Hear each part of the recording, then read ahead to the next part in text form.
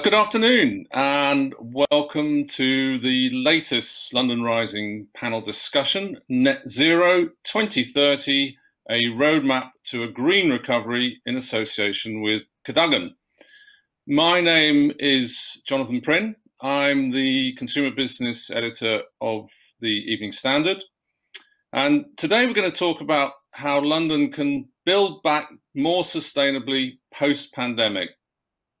And we read a lot about a shift in mindset. But has there been a genuine change, a genuine commitment to greener thinking, which will help to bring communities closer in achieving vital green goals faster? The International Paris Agreement states that we need to be net zero by 2050. But the next decade is the most important in turning the tide on global emissions and preventing irreversible, catastrophic climate change. To this end, many organisations, cities and communities are targeting net zero emissions by 2030. One of these is Cadogan, who own and manage just over 90 acres of Chelsea and Knightsbridge. This week, they are releasing their Chelsea 2030 strategy, which includes ambitious targets to tackle the social and environmental challenges for the community over the next decade. So today I'm very pleased to be joined by distinguished members of the Cadogan community. Hugh Seaborn, who's the Chief Executive of Cadogan, Caroline Gratian, the founder and director of the Fashion School, Sarah Lom, Chief Executive of the Tree Council, and Adam Handling, who's the chef owner of the Adam Handling Restaurant Group. Thank you all very much for joining me today. So maybe just start with some opening thoughts, throwing this open to everyone. There's much talk about a change in mindset, but do we think that the pandemic has genuinely affected our approach to sustainability? Perhaps, Hugh, you'd like to kick off. Oh, thank you, Jonathan. Thank you very much indeed for that introduction. Well, look, stewardship's always been inherent to our approach. We're as you've described us, we're a property company, but unusually we're a property company with a very long history. So we're genuinely long term. Our long history really provides us with solid foundations with which to look a long way forwards. So we're working we were working on the Chelsea 2030 strategy well before the pandemic, but it's made what we're doing even more timely, and hopefully it's been released into an era of heightened awareness from everybody, but particularly our community. And what we're interested in is the local residents, businesses, which are shops and restaurants and offices, our contractors and our suppliers. And we have the same sustainable priorities uppermost, meaning that we'll take this as a collaborative approach so we can have a greater impact and we can have that impact faster.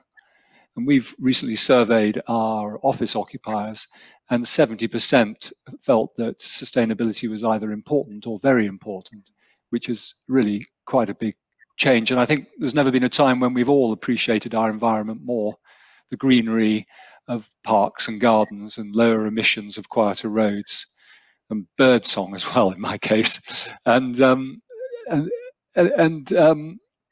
you know, the threat of the virus to society and our communities has catalyzed attention of the global threat of climate change too. I think in a way we've all been made to feel less invincible and therefore needing to do something. Thank you, Hugh. Caroline, what thoughts do you have from the fashion perspective on the big picture on sustainability after the pandemic? In terms of children in fashion and in terms of fashion consumerism, I think yes and no. I think there's a danger as we come out of this pandemic to seizing this opportunity to be more sustainable. But I think it's really the privilege of middle classes at the moment. I don't fear that it's connecting to the poorer sectors in our society because it's harder for them to be sustainable. And that's kind of my focus at the moment, is if we're going to have an inclusive community, we need to bring everybody on board. So, and I don't think it's necessarily happening across the board. And I do worry it'll divide us more as we come out. Sarah, from your perspective leading the Tree Council, Where do you think we stand now in terms of our approach to sustainability? Now we're coming out of the pandemic, thank goodness. I mean, I think our approach definitely has been affected, and I think in some ways, in some very positive ways, and especially amongst the younger generations, we're more connected to nature. We perhaps understand the value of green space to our well-being, to our physical and mental well-being a bit better than we did before. But whether that will last, I think, remains to be seen. There are lots of positive moves like changes towards electric cars. You know, there are 3 million more gardeners in the UK now than there were before the pandemic. And people are working flexibly from home. That's all very positive, but it's also quite self-interested in a way. So when we get to the slightly harder things afterwards, will we continue with those things? You know, will people go back to using public transport, for example? And that's why I think the Evening Standard's London Rising campaign and the Cadogan strategy are so important to maintain the momentum that has been started. Thank you. Adam, perhaps you could wrap things up on the overview by just talking about hospitality and where you think the mindset has changed there over the course of the pandemic. Obviously a very traumatic period for your sector. For me, I would say it made the industry come together. So for when it was quite a competitive industry with restaurants right next to each other, it's kind of opened them up and allowed them that the protection of what we have, thinking it's always going to be busy and it's always going to be full and you'll never need to close, has been a massive eye-opener for a lot of people. But the one thing is, the industry in hospitality, they always like to work. It's embedded in them and they work super hard. So the damaging approach to staying at home for a year was probably a lot more damaging than anything. So chefs getting out there working, you know, utilizing food banks and things like that to be able to produce food for vulnerable people, you saw more and more of it now than ever before. You know, there was 220 million, I think it was 220 million meals got donated during lockdown due to hospitality, and also not just the industry, but a lot of other people getting in and utilizing food waste that would have normally been chucked away because suppliers obviously produce things far in advance and just wasn't getting used. So for me, the pandemic made the industry come together and really help, I think. Thank you. Hugh, the new sustainability strategy that you've drawn up sets some really very ambitious targets. And to what extent do you feel it's in a property owner's role, particularly in London, to work with communities to bring about positive change? Well, Jonathan, I think it's probably everybody's role, isn't it? I mean, you can see that in a way from the wide range of interests on this panel, but it's the ultimate collective endeavour. And we've had a practice session at a collective endeavour through the pandemic, as we were just talking about. So we know for our own history, and our archivist talks about this a lot, there's always been a creative explosion following periods of extreme adversity, you know, depressions, world wars, and pandemic outbreaks. So troubles can be transformative, and there is much good that can come out of all this adversity. And we're seeing it, you know, we've seen incredible advances in medical science and particularly in vaccines. So this is a real time of opportunity, I believe. So everybody should play their part in this regeneration. And I think especially those in a position to inspire others to change faster. And I think we are fortunate to be in that position because we've been part of the Chelsea community for so long, and we're a substantial part of that community as an owner and manager and developer of so much property. So we can play quite an active role. And our long-term commitment comes from a responsibility to ensure a positive contribution to a sustainable environment. We're protecting the area's unique heritage and supporting a thriving community. Going back to Caroline's point about inclusivity, you know, that's very much part of our plan because we believe it to be very important. And these are, you know, these are not new. These have long been core values of Cadogan, but I'm really pleased we've been able to draw them together and raise the bar and add things to them in publishing this 2030 vision. So what I hope is that we're able to contribute to a collaborative approach to working as a community and to achieve realistic, sustainable targets. And by doing that, create real change over time working with others. Thank you. Sarah, one for you. We hear the phrase net zero a lot now.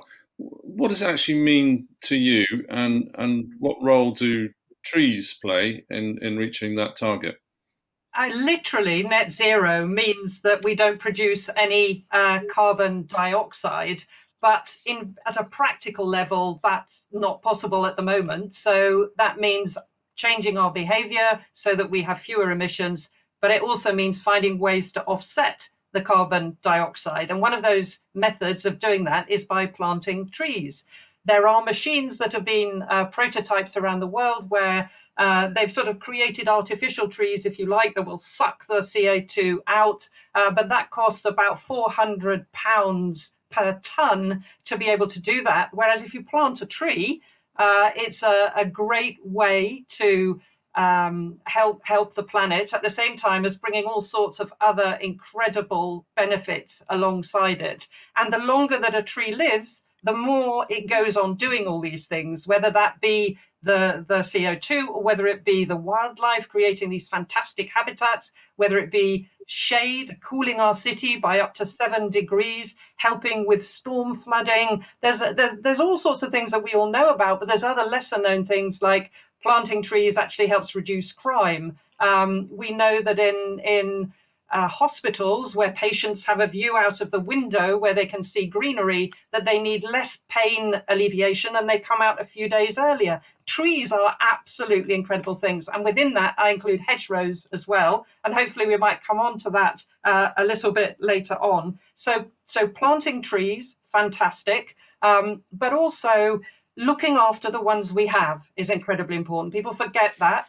And also, if sadly sometimes you have to remove trees, look at what you're doing with them. Are you actually replacing them? You must, and you must replace more of them. But at the same time, make sure that the wood that has been removed goes on to be used sustainably. Don't put it in a biomass boiler to heat, because that's simply, people don't really think about the fact that releases the carbon again. Put it into building. You know, we think the UK is the second largest importer of timber in the world. Lock up, create some fantastic buildings that are using timber, and we're locking up the carbon for generations to come. So that's my thoughts on trees. Thank you very much, Sharon. And Hugh, what I mean, as a major London landowner, what can you bring to net zero apart from planting perhaps more trees on your estate? Well, we'll certainly do that, and we've got a lot of trees already, but we'll certainly do more, and hedgerows.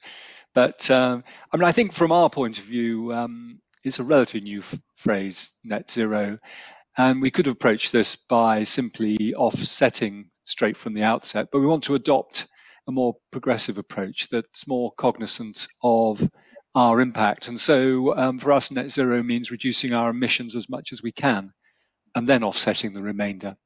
And so, you know, we've published our net zero pathway, which sets out in detail how we're going to work in partnership to reduce emissions, and how we're going to, and what our principles are for offsetting too. So how we're going to approach that. And we've included in our footprint the emissions from occupier operations, but also from our supply chain and from the developments we build. So we're being ambitious about this. It's really quite substantial. And our suppliers play a key role, really, because they can help us deliver savings at a bigger scale by, you know, transitioning to electric vehicles or reducing the carbon embodied in materials they buy. And we've seen, you know, really great enthusiasm from occupiers. You know, we introduced an e-cargo bike for deliveries on Pavilion Road, which is our artisan food street, and that was taken up with great enthusiasm.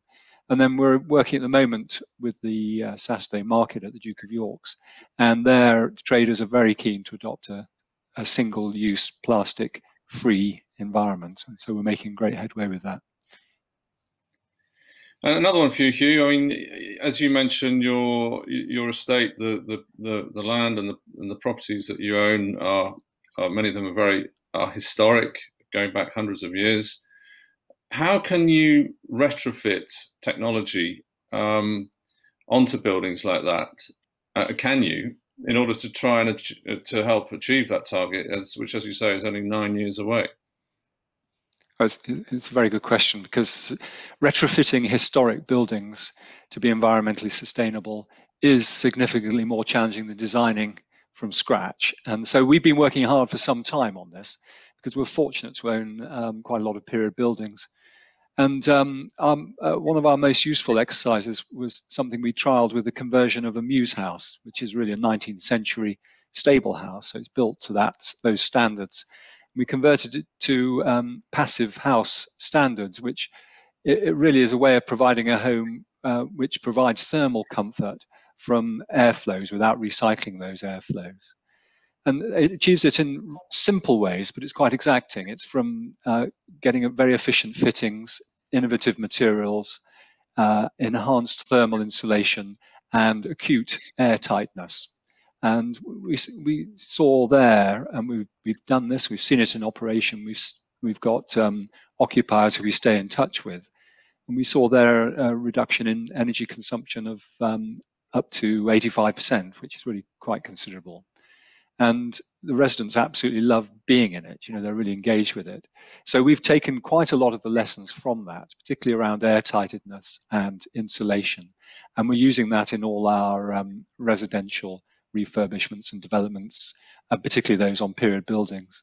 Sarah, I think it's fair to say that the pandemic has made us appreciate green space and access to open space and healthy air quality as never before. And I think all of us would feel it would be a shame if we went backwards after the pandemic, and certainly in terms of air quality. What do you see from your perspective as Chief Executive of the Tree Council? What do you see changing as a result of the pandemic? I mean, do you see long-term change? I think we have to make sure that this nature connectedness that we have been feeling does continue into the future. I mean, I think there are something like 2 million people. 400,000 of them are children who are living in areas with toxic air in London at the moment. What can we do? Every child deserves clean air to breathe. So do we as adults. So, what can we do? And, keeping it local and personal. There was a report from Heritage Lottery Fund recently on parks for people and how important they are in people's lives in terms of building communities and helping people who perhaps suffer from loneliness. And I talked about hedgerows. I mean, hedgerows can play, I think, a huge part in our future in the cities. We have a grant from government, £1.8 million to plant hedgerows across England. And hedges do everything that trees do, but they're much easier to retrofit because you don't need to think about all the utilities under the pavement. And they sequester carbon both below soil and above soil. They provide fantastic wildlife corridors. They lift our spirits and they grab the particulates from the air. If every school, rather than having a bare railing, had a hedgerow around it, if our sports fields had hedgerows around them, what about our prisons? What about, the front gardens in our streets? Actually, everybody could be out there planting their seeds in their pots on their windowsill in a recycle container, and then planting it out, creating a hedgerow in your local community, which can be a fruiting hedgerow as well. It can contain Mirabelle plums, and I'm sure Adam would have all sorts of ideas of what could be foraging from the hedgerows. I think the local and personal level is going to be very important, engaging people at that level, and every single person's small thing can make a difference, as well as the government level and the local authority and landowner level. We can make a difference as an individual. Hugh, can you make a difference as a landowner, particularly on air quality? Obviously, you as the custodians of one chunk of West London can't change the overall quality of the air across the capital. But what can you do to just make a difference in your patch around King's Road in particular, and some of those very busy thoroughfares? No, you're quite right. I mean, we can't change everything. It's a real collective endeavour, and it takes a sort of enthusiasm that we're hearing there from Sarah to bring everybody together, and I hope we can contribute to that in our relatively small way. I mean, we manage 17 acres of gardens in Chelsea, and so we know firsthand how valued these spaces are, Jonathan, and they're valued for relaxation and leisure and sport and so on. It's all about the well-being benefits that we've come to understand much better. But we also know that they provide a measurable impact, very much in the way Sarah's explained, not just on people's health, which they do, but on contributing to climate change. And planting and biodiversity helps with our air quality, flash flooding, cooling, and so they're an important part. And one of our targets is to increase our urban greening factor, which is a measurement used by the GLA for biodiversity and greening. And we're planning to increase our urban greening factor by 25% across the estate. But smaller things like we've introduced an edible trail, which is very much in Adam Handling's part of the territory. But that's all about seasonal fruit and vegetables and herbs and spices along the newly pedestrianised Pavilion Road that has lots of food shops on it. So not quite foraging, but it brings in the essence of foraging, Adam. And we can encourage biodiversity through tiny but important projects like mini beast hotels in the gardens and bat and bird boxes. And we're working again closely with the council on a bee superhighway, so that supports pollinator movements across London. So there's lots of ways. They're all small, but they all contribute. I think that's what's important. I do like the idea of foraging on the King's Road. I look forward to that day. Well, Adam did a great job with that, with the ugly butterfly, didn't you, Adam? Turning to you, Adam. Obviously, the hospitality sector has a huge role to play here. What, in your words, what should diners expect the chef and bar team to do to operate as sustainably as possible? And is it possible to even contemplate zero waste dining? I'll go back to the beginning part of how you can even comprehend to be zero waste or sustainable, and it's all down to teaching. Ignorance is bliss. We've been doing the same things in hospitality as we would at home for many years, binning the cauliflower leaves, the stalks of the broccoli, that sort of stuff, the stuff that my grandmother used to do when I was younger. We're still constantly doing it. So for me, if you don't teach, you'll never progress. And food is so diverse where you can have fun with it.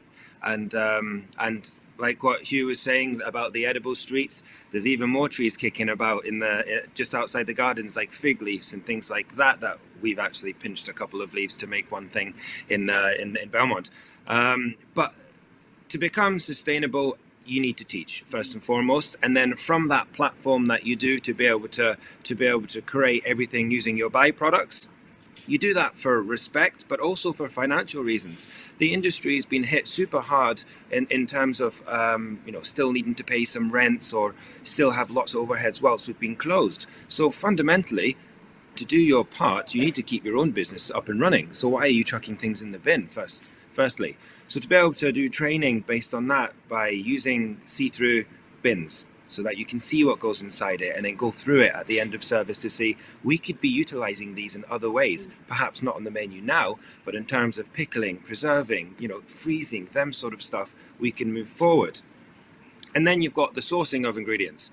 Now that is entirely up to hospitality to take care of. You don't want to be buying mass-produced beef. Just looking into it, I always get asked, shouldn't we be going down the more vegan and green route? I say, why? I love meat. I like eating that sort of stuff, but I buy sensibly. I love my beef. We work with a retired dairy farm that takes dairy cows that are 5 years old and then has them for another year or a year and a half to make sure that they then have a happier end of life. And we utilize that beef. It's wonderful. So you don't necessarily need to be stopping things because it's doing such bad to the environment. You just have to eat smarter. You have to eat more sensibly and stop buying mass-produced rubbish, is what I would say. So for a consumer, when I go to a restaurant, I want to know that all of the sourcing is done wonderfully and the best it possibly can. I want to know how, what's going in the bin or how they can reutilizing it. Many things you can give a second walk of life, and food is a perfect perfect tool to be able to do that. And presumably a lot of those lessons apply at home as well. At home, the first thing you should do is write a shopping list. The supermarkets are designed to make everything shiny and really attract you to it, and that's probably the main reason why we bin so much stuff. We have way too much excitement by shiny things on shelves that we overbuy. So firstly, that's what I would say. But then I also say that if you really want to look at what you produce and what you make, and you see when you're prepping your vegetables, when you're stuff like that, I always work with, on my chopping board, I have a bowl where I put all of my rubbish, so I work nice and tidy. But if you look at that bowl and think, well, that's a little bag worth of peelings or things like that, what can we do? Find a chef that inspires you and bombard them on social media. Everyone wants to do their part and everyone wants to help. So find someone. Google is even a great tool to use. I know it's cliche, but Google, what do I do with cauliflower stalks? What do I do with broccoli trim? You know, that sort of stuff. And then just think more. Time is a big one. It does take a lot of time to do it, but it's just so much more satisfaction than chucking everything away. And for hospitality, you pay per bin bag. So it's even more smarter to think what you're chucking away. Caroline, while Adam's encouraging zero waste dining, you at the fashion school, you're trying to inspire the next generation to think differently when it comes to fashion, which obviously is a hugely important sector for London. There's been a lot of action on the damage that fast fashion can inflict on the environment. So how important is it that we address this issue as communities as part of the recovery story after COVID? Well, from my point of view, we teach children how to make fashion sustainably, and that means zero waste is part of that. So what we do with all our dead stock fabrics that are donated by designers, including Michael Halpern, who's a neighbour and lives in Chelsea, and we take all their fabrics and we say to each child, this fabric is for you to use. Whatever you don't use, you need to pass on. So they're given a bag of fabrics, and it's called a circularity bag, and they know that what they use, there should be no waste. If they can make an accessory that goes from it, that's wonderful. Then it goes back in the bag and it goes on to another child, and then it moves on and on and on, and then it goes on perhaps to a school or our local college. We donate a lot of our fabrics there, so it's continually used. We have the challenge of children quite often sneakily putting like a bit of spare fabric in their pocket because they can't think how to use it and things like that. But that's quite human. The other thing is, we've got a very strong stand on fast fashion. However, we had an experience where we did a revamp jeans workshop, and so everything was completely recycled. But afterwards, some of the girls said they were going to Primark to get a matching top, and they couldn't see the issue there. And so this may be quite interesting about the connection that fast fashion has with our children. And there's an issue there where our children are very much controlled in their environment, but the one place that they can be free and is in a shopping centre with a tenner in their pocket, away from their parents, away from everything, and then they go and buy something in one of these stores. And these stores have such an influence over these children. It's stronger than anything I can do with British Fashion Council. And so I'm now thinking quite differently. I'm thinking, I am approaching some of them and saying, you need to say to these children, stop buying, do workshops in your window, that there should be no incentive. It's about educating children about the importance of what they have. And recycling this, sustainable fashion can be really leveling, because if you're all realizing the value in what you have and customization and revamp, you can draw everybody together. So there is a kind of an issue here where I think that we need to go further in meeting with these big companies that currently produce fast fashion rather than not, because I think that my role is to encourage children to make fashion sustainably and reconnect with their wardrobe. And this is how I'm teaching them. But I think that if I work with a company, I can get further. But there has to be no buy incentive at all. But then I can truly get to a wider community of children.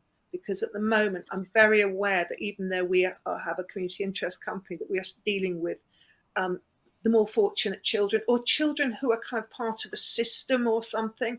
But we really need to engage with these children that have none of that, and we need to harness their control so that it's still a socializing situation. And from what you're saying, do you think the next generation have a greater awareness of environmental issues generally? Yes and no. They have an awareness. Whether they have a connection is another thing. Definitely, they have an awareness, and it's wonderful to see. And children are an open canvas. They're there to, we hold such a responsibility in encouraging children to think sustainably, but in a way that they feel in control. And I think this is a real problem at the moment, is that children feel they're being told and being told. So they'll go and they'll do a whole big project at school, but they won't take it into their lives when they're outside. And consumerism in children is just horrifying at the moment, and what we do about that. And I think, as a community, we need to really look at this. We find that we can do workshops where we bring in absolutely nothing, and everything is either from the children's wardrobe or from what has been donated. And it's not just from designers. We get it from like local tailors, everybody. We're happy to receive whatever.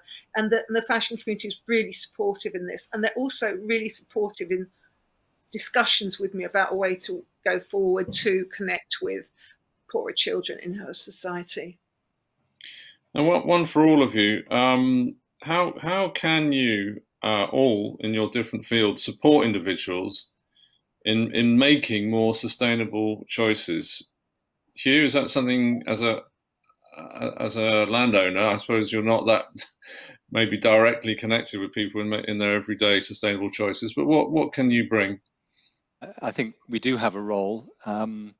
Even though we're a commercial business, I think all organizations, whether they're businesses or charities or institutions, can help by creating an infrastructure and identify the opportunities for individuals to do their bit. And some individuals will be more enthusiastic than others, but we can all encourage the right behaviors towards doing this. And from a property point of view, I think we can have quite a big influence, because we can be involved with, again, in partnership with local authorities, pedestrianising streets to promote walking rather. We can provide more cycle facilities and cycle parks to encourage cycling, and more recycling points. We can work with our occupiers to consolidate waste. And I've already talked about e-cargo bike and efficient deliveries. So I think there's an enormous amount of things we can do, right down to the converting a market into a non-single-use plastic event. So I think it's very much collaboration. I think everybody has their part to play. And I think as a business, we can be a good influence and a good example. Sarah, what do you think you can bring from the perspective of the Tree Council to support individuals and help them make more sustainable choices? I mean, I'm absolutely with Caroline that empowering the young and listening to the young is so incredibly important. We know that many of them do suffer from climate anxiety, and we've got a programme with young tree champions where we are planting orchards in schools across the UK, and we know that that is making a difference in connecting young people with nature. But at the same time, we're working with the Speakers Trust so that the young people are learning the skills to speak out for nature, to become the environmental advocates of the future. And it's the combination of those things. And in a way, that's a form of volunteering. And I think that's another really great way for individuals to get involved and to have programs. We encourage people, if there is a newly planted tree outside your home, get out there if it's a hot summer with your watering can and give it some water. Look after it as if it was a member of your family. And there are lots of things like that you can do. Citizen science projects that we have where people can monitor when it's not the tree planting season, where they can get out and do things. So getting engaged at an individual level and listening to young people, because we old fuddy-duddies don't really know, we need to encourage and empower them. Adam, from the hospitality perspective, what support can you bring to help individuals make more sustainable choices? I think it's as easy as 2 words: education and inspiration. If you be able to do them, you can achieve anything. And food is so easy to do it through. Caroline, any thoughts from the fashion perspective? Where do you think you can make a difference in everyday lives for individuals on the sustainability front? Very much at grassroots level, I think, and it's encouraging people to really connect with their wardrobes, feel responsible about where they've come from and how they can keep a longevity on anything that they have, learn to repair, customization to be the first point of call rather than buying new, and also bringing children together by providing workshops that are fun and that they don't feel they're being told. So, and I just think that the children who are coming to fashion school, watching their mindsets change, even sort of like a couple of years that we've been with Cadogan, been quite incredible. And also their parents, when they come to us and the way they're looking at things, it was very hard at first to say, we don't want your child to make something with a new fabric. We think that we've got something that's been given to us, or have they got an old gym outfit that we can cut up and reuse? And now people are going, yeah, absolutely. So, and encouraging people to go into the secondhand stores as well. That's something that's really picked up and something that wasn't very popular when we first moved into Chelsea. So things are changing, and I just have so much respect for young people, and I think they're going to get us out of this mess. Yeah. Good to hear an optimistic note. And just to round things off, just if I could ask each of you in turn, perhaps starting with you again, Hugh, what would be the 3 things that you would like to see happen? Your 3 top priorities, your wish list, if you like, for a green recovery? Well, I think first on my list is if we see occupiers, and by that I mean shops and restaurants and hotels, as well as other commercial occupiers. So we see them set meaningful sustainability targets and promote a circular economy, which we've just been talking about. If that were adopted by young and old and everybody in between, and from all walks of life, that'd be wonderful. So that's just one, even though it seems rather long. I'm a keen cyclist, so I'd like to see cycle lanes. I'd like to see it much easier and safer to cycle in London, but not just see it limited to cycling. I think public realm improvements can transform parts of London. They can make areas far more inclusive, far more accessible to people, and they make it a more pleasant and easy place to walk, which encourages walking. So I'm interested in non-vehicular traffic, if you like, around London particularly. And then inclusivity, and it's a point that Caroline started us off on. But if we're going to move to a more sustainable economy, we need to demonstrate that it's a just one. Thank you. Sarah, what would be your top 3? Leave the world a better place than when we came. That would be my number 1.